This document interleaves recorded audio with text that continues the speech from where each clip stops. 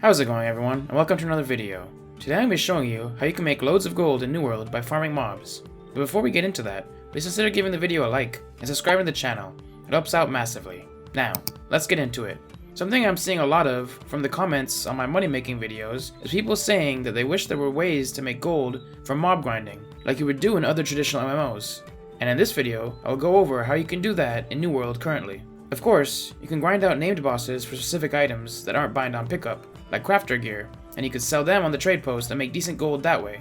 I'll link a video in the top right and in the video description to a guide on how to do that, and some good bosses to go after as well.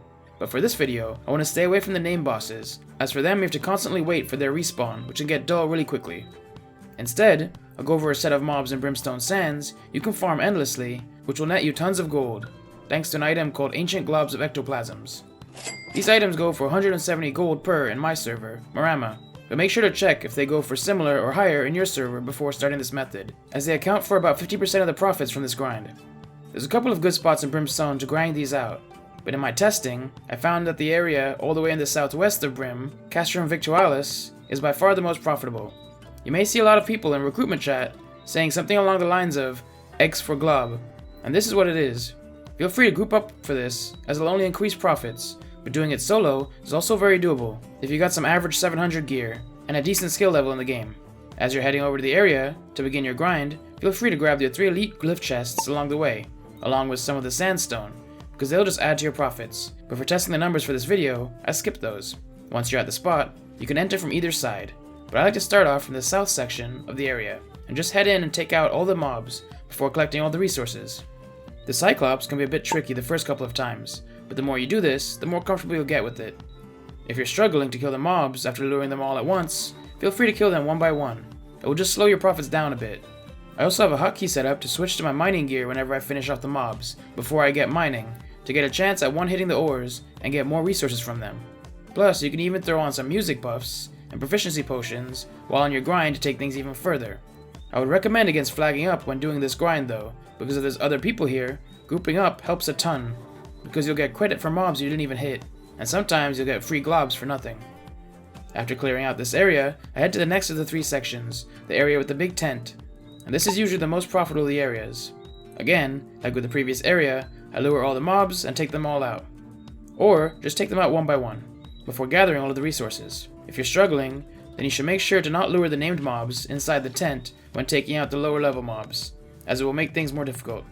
The named mob inside, Tribune Ursula, drops the globs very consistently, so always make sure to try to take him out as soon as he spawns.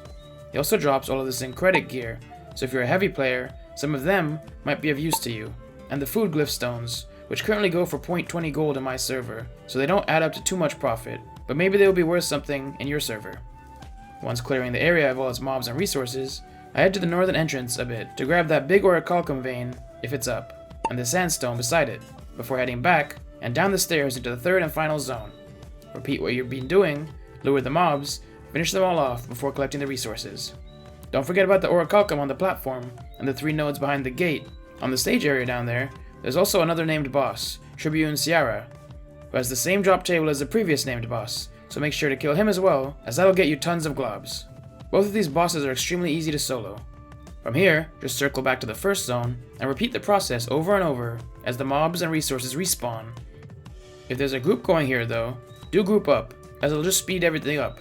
And if you're in a group, have one person lure everything in an area, preferably on their horse to speed it up, before bringing the mobs back to the group to mow them down quickly.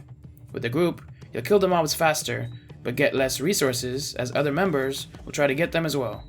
So in the long run, the profits either way just about even out.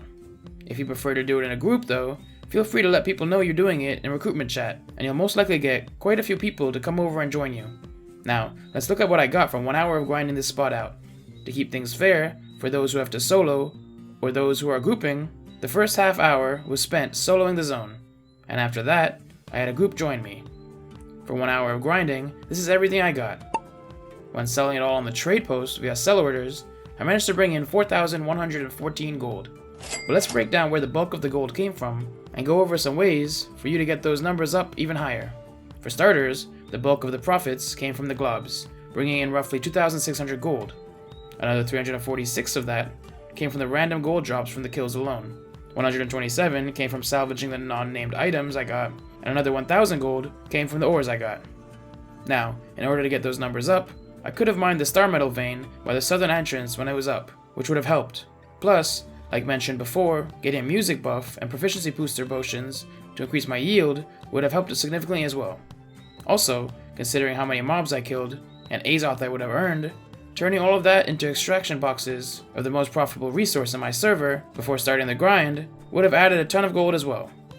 If I had done so, I could have gotten 10 additional Asmodium, which would have added up to an additional 525 gold on my grind. Or, if another resource is worth more in your server, go for that one. And the numbers were also calculated without taking into account all of the items I got from the aptitude crates I earned from this run, which is just even more pure profit.